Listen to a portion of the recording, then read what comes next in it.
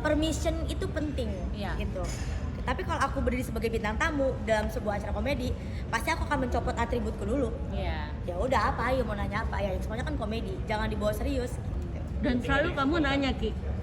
Lalu ini kalau ke Angel gimana? Hah? Iya Buat kan? kamu yang apa mengatasi ketersinggungan? Iya sama. Satu, kita izin dulu ya, karena memang aku pernah mengalami menjadi seorang bintang tamu gitu. Jadi kita harus punya respect antara host dan bintang tamu yang kita undang. Satu, dia mau datang aja kita udah bersyukur gitu, thank you, dia udah respect sama kita. Jadi kita tetap sopan gitu, tetap sopan dengan cara ya kita permission itu penting. Dan kamu selalu nanya Ki ke bintang tamu, maksudnya nanti gue mau begini, nanti gue mau begitu. Menurut lo gimana, selalu itu kamu lakukan atau gimana Ki? Lihat orang. Iya.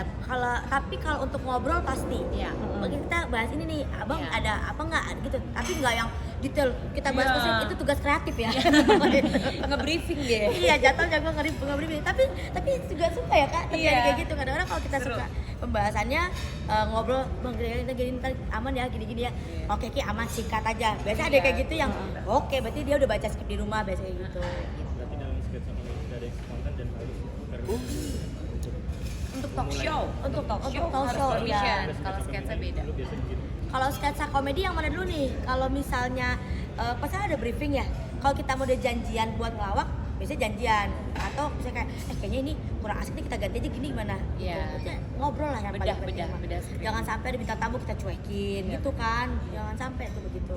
Kita nggak sapa. Itu kan tadi kan kita harus Iya, respect. kita respect. Tapi pernah ada yang marah nggak sih pas kita baper gitu baper? Kalau di depan kamera enggak ya. Iya benar. Kalau setelah Rosin kayak maaf ya tadi aku apa-apa Santai. Juga kan kita nggak ada yang tahu ya, hati seorang kita ada yang tahu, tapi alhamdulillah sejauh ini sih aman ya, Aman nggak ya, ada nggak pun ada sih, gitu. nggak ada yang marah. Oke, tapi kan lu pasti juga pernah dengar kan berita-berita di medsos yang ya podcast yang buat yang ada yang uncomfortable gitu. Lu sendiri gimana menanggapi itu? Lu kan bikin kayak podcast ini namanya gimana cara jaganya gitu biar nggak di bintang tamu pas udah selesai dari lu Iya. komentar Iya. gimana?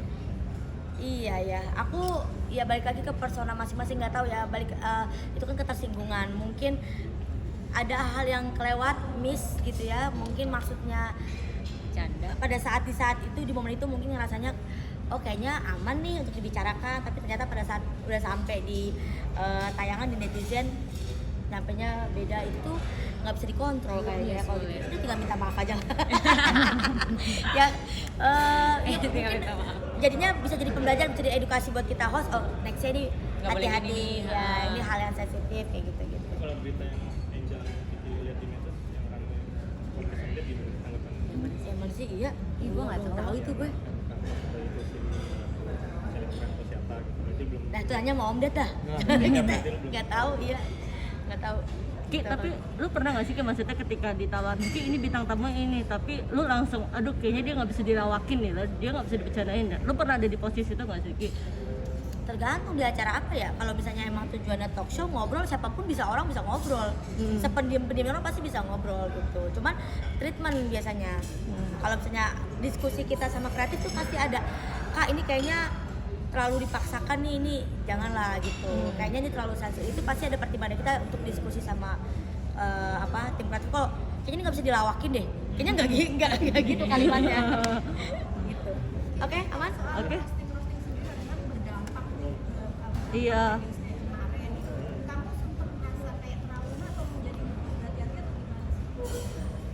Lebih trauma gagal nikah sih aku ya. Kalau ya itu balik lagi ya, ketersinggungan. Kadang-kadang orang yang nggak tersinggung, fansnya tersinggung gitu kan. Kadang-kadang nggak bikin trauma sih sebenarnya, selama aku dengan objek tuh baik-baik saja. Iya betul. Mau itu sama menteri, sama pejabat, orang kan bilang lu tega banget, kamu lu tajam banget gini-gini. Loh awang aku sama bapak ini baik-baik aja, loh aku ngumpul bareng, misalnya makan bareng gitu. Ya nggak bikin trauma sih. Balik lagi itu kan hiburan ya. Iya. Yang kemarin tuh gimana? Yang mana bang? Kenapa? Transfer. Ya, mau nanya yang transfer apa yang mana nih? Kalau ditanya udah kelar apa belum? mulainya apa ya? Tidak dia memulai. Iya gitu, mulai sama apanya dulu gitu. Kalau aku sama Dede sampai sekarang baik-baik aja, masih WA-WA-an. Nanti jangan dibongkar dulu deh, pokoknya masih WA-WA-an.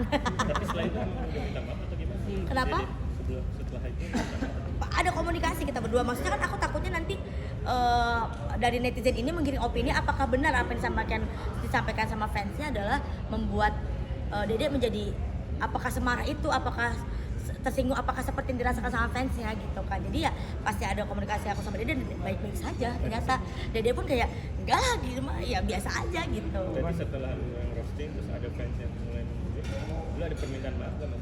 Ada di setelah Lesti WhatsApp atau gimana? Ya justru ya kan aku sama Kak Dede masih komunikasi gitu. Jadi kayak ya kan aku, ibaratnya gimana ya? Gini deh, kalian tuh sama ngeliat sama seperti orang-orang di politik di atas sana. Fansnya kan ini berantem, ngejek ini berantem ini. Iya. Sementara yang di atas tuh kayak baik-baik Biasa aja, aja. hai gitu. Kadang-kadang kalau ditanya aku sama Dede apa permintaan maaf gitu, komunikasi kita pasti ada gitu. Selalu ada, bahkan selalu. Ki, Tapi sorry, kalau boleh jujur Ki, udah habis berapa duit Ki buat nutup mulut netizen Ki? Wah. Kalau boleh jujur Ki. sedekah nggak boleh diomongin gitu. Cuman mungkin bisa jadi apa ya, bisa jadi salah satu apa ya bilangnya ya, trik baru kali ya buat teman-teman yang mungkin dibully. Karena sebenarnya aku menerapkan sistem ini bukan hanya untuk yang bully aku. Beberapa kan pasti ada yang aku lihat dulu tapi profilnya oh ya memang ternyata butuh bantuan, ya kenapa kalau kita bisa bantu kenapa enggak. Dan ketika ada yang bully tujuannya bukan aku lihat kayak oh kayaknya lagi ada masalah nih, makanya pelampiasannya ke aku nih marah-marah gitu kan. Cobalah kita ajak ke hal yang baik yang bisa meringankan bebannya mungkin ya. Dan dia menyambut dengan baik ya, alhamdulillah. Ini bisa pelajaran buat teman-teman supaya kalau ada yang bully, ada yang hate comment, gak usah diambil pusing, gak usah dimasukin ke hati, udah mendingan kasih duit. Sekarang nanti idenya dari mana itu awalnya Ki?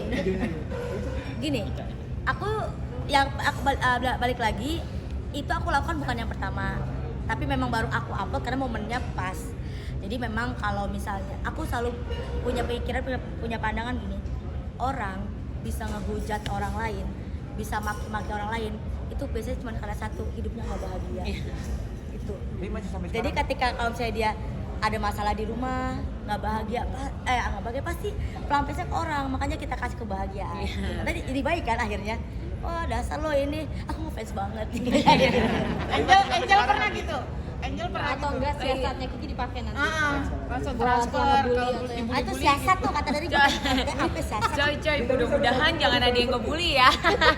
Tapi untuk siasat memberi sedekah itu boleh ya, itu sangat bagus. Tapi masih dilakuin nggak sih? Banyak yang Ki masih ngelakuin nggak sih? Iya, malah jadi ngebully terus nih jadinya. Oh bukan, sedekahnya dilakukan apakah itu kewajiban bagi siapapun kita Iya, yang betul. mampu, tapi bukan momentumnya harus dibeli dulu baru sedekah, enggak.